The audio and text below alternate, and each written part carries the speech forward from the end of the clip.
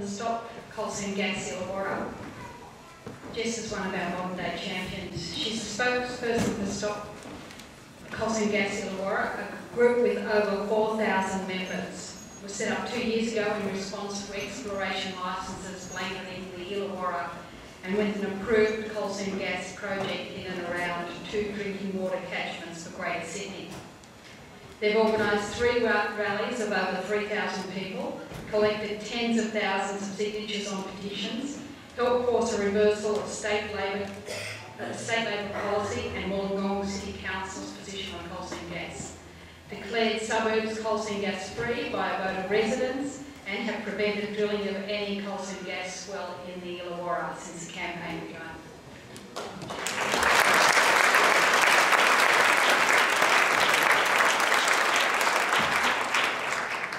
I think I've got about half my technology working, which is great.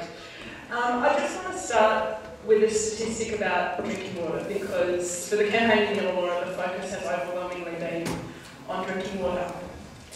Now, the drinking water for almost 70% of people in New South Wales comes from 2% of the land in New South Wales.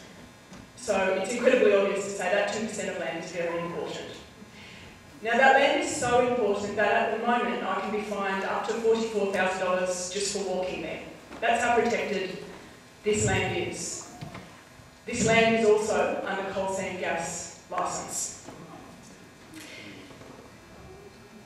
Now, the Stop CSG Illawarra campaign has been forced to focus on drinking water catchments because in 2009 we found out that we had 15, which later became 16, coal seam gas wells approved in and around our drinking water catchment.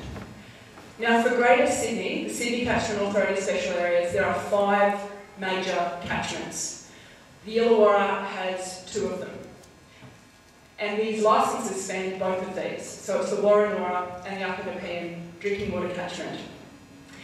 Now, like so many other communities, we found out after the fact. So this was approved in 2009.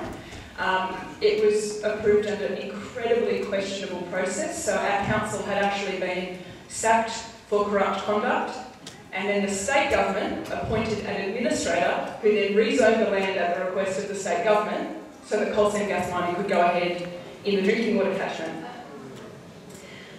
Not a huge surprise actually when you look at the much longer track record, but shocking at the time to find out that that was the case.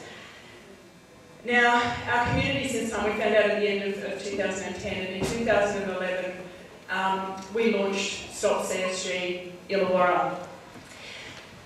Now, obviously we've had to focus on the particular risks that coal seam gas brings to drinking water catchment, and I just want to zoom in on them for a minute. Now, I don't want to duplicate what anyone else has said, but to say very quickly, the difference between conventional and unconventional gas, put very simply, is how easily and from what area the gas flows. So with conventional gas, if you drill a well, the gas flows very easily from a broad area. You put one well down, you get gas very easily from a wide area.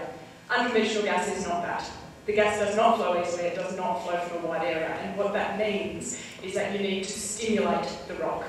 Now, stimulate's another word for fracking, and a lot of coal seam gas companies now are using other words. Our one uses zero radius drilling, but it's simply another form of stimulation, essentially fracturing that rock so that the gas flows more easily. Controlling the slides. Now, the first enormous issue when it comes to this is that coal seam gas mining always involves contaminated water. So the gas in a coal seam is actually trapped by water pressure. In order to release the gas, you have to draw that water out of the coal seam. Now, that water is high in salt, it's high in methane, and it can contain toxic and radioactive compounds and heavy metals. So without introducing any toxins, there are toxins in the process itself. Helen mentioned that BTECs are naturally occurring compounds. Coal seam gas mining involves drawing enormous quantities of this contaminated water out of the ground. So the federal government's water group, based on industry modelling, have estimated that up to 5,400 gigalitres of water are going to be drawn out of the ground every year. Now, when I read that figure, I have no idea, that sounds like a lot of water. What does 5,400 gigalitres mean? Households, Australia-wide, use 1,872 gigalitres of water per year. So we're talking about 3 times the amount of water that households use Australia-wide, contaminated water, being drawn out of the ground, needing to be dealt with, and that water needing to be recharged. So that's an enormous risk in and of itself. Add to that the fact that you're going to introduce toxins into these environments. So when you frack, you are pumping water, sand and chemicals into the ground, and you can only recover between 20 and 80% of that. That is, you know, when you're mining for coal seam gas, that you are going to release toxins into the environment that you can't recover. The second enormous risk is methane. Now this has again come up a little bit, but some of the peer-reviewed studies coming out of the US now around unconventional gas are showing that we're looking at least 4% of methane leaking straight off the top of those wells. Further testing out of the US shows that in the lifetime of a well, at least 50% of them leak. What that doesn't take into account is after a well is shut down. Now you are putting chemicals through a well, you are drawing salty water out of that well, all of which are going to degrade concrete and they're going to degrade steel. So what they do when they remediate, when they pack up a well, is they put concrete down there. And that concrete has to last forever. Concrete that's connecting salty water in the ground through our aquifer system to the surface, it has to last forever. And I don't know about you, but I don't think that's what's going to happen. Now obviously there's enormous climate problems with methane, but I think the other thing that should be mentioned, particularly because I'm in the Blue Mountains and the Illawarra, it's very similar, is that methane is highly explosive and it's highly flammable. So if you've got a field of wells leaking at least 4% methane off the top and a bushfire comes through, we're creating a hazard. Now in Illawarra we've had a major fire every year go through the area where our field is proposed. In fact, we have a photo of one of the proposed well sites. It's a streamer in a tree. And a fire went through, and we went back and took a photo of the exact same tree where that fire had gone through. And I hate to think what the consequence would have been of a coal seam gas well sitting there had that fire gone through at that time. Now the last enormous risk, and a particularly huge risk in terms of drinking water, is the industrial footprint of coal seam gas. So the industry likes to say, it's just a little wellhead, you know, less than half a tennis court, that's what we're talking about. But we're not. To mine for coal seam gas, because you cannot get the gas from a wide area, production involves a wellhead every 300 to 900 metres, all connected by roads and pipelines. Those roads have to be wide because they're getting tankers in and out, at least 20 metres wide. So what you end up with is a carving up of the landscape. This is a photo of Tara, and actually quite an old photo of Tara. There's many more wells in Tara now.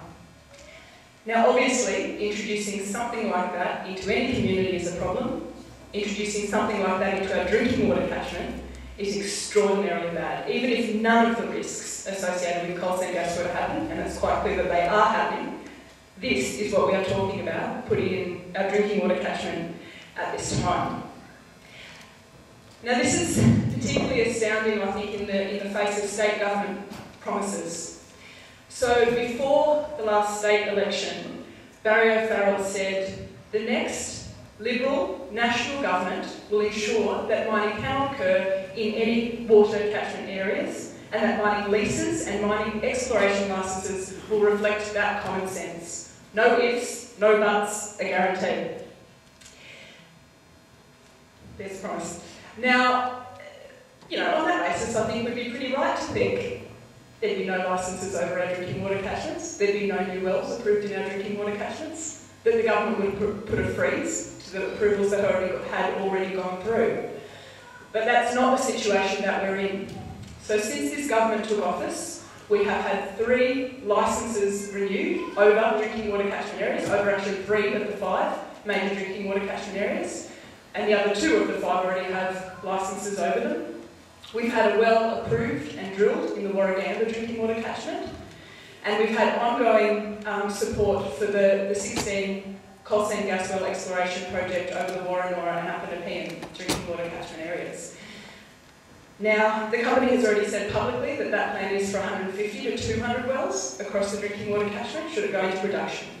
And I think the most obvious thing to say is you don't explore if you don't intend to produce. The company is there because they know we have gassy coal seams, and they're there because they want to develop a gas field. Now I just want to quickly show a video of the campaign to date, which I'll actually finish with, because the most significant thing that we've been doing is actually getting out into our community and working with people, because what's incredibly clear at this point is no amount of explaining to government how idiotic developing this industry with the risks that we know is. We've sat down, we've told them, and they keep approving coal seam gas licences and coal seam gas fields. But what we've systematically done in the Illawarra is engage and mobilise our community. It's not a handful of individuals fighting this fight in the Illawarra, it is the whole community of the northern Illawarra, and that's essential because no handful of individuals is actually going to turn a government around. It's going to be people of the Illawarra broadly, but also people of New South Wales broadly, because this is all about drinking water catchment.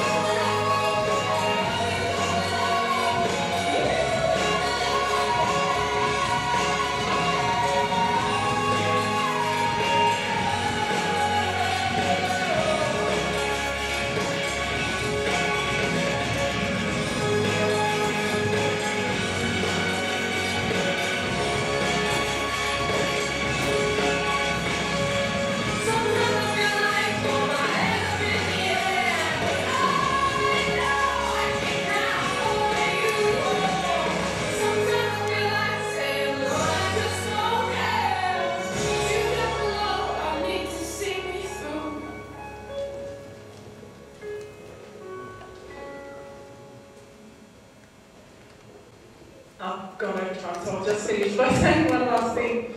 Right now, the project in Illawarra is frozen. It's frozen because we pushed it past drilling deadlines with this campaign, but it's now back before the Planning and Assessment Commission, and we are in a situation in Illawarra where it is highly likely we will have to blockade.